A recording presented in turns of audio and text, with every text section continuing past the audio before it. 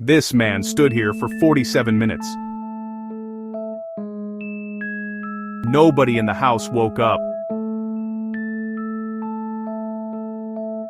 The doorbell rang by itself. They reviewed the footage too late. They didn't notice this at first. This wasn't a person. People still argue about this. The shadow that rang the bell. This shadow triggered the camera. Nobody lived there anymore. It looked straight at the camera. This clip was only 9 seconds long.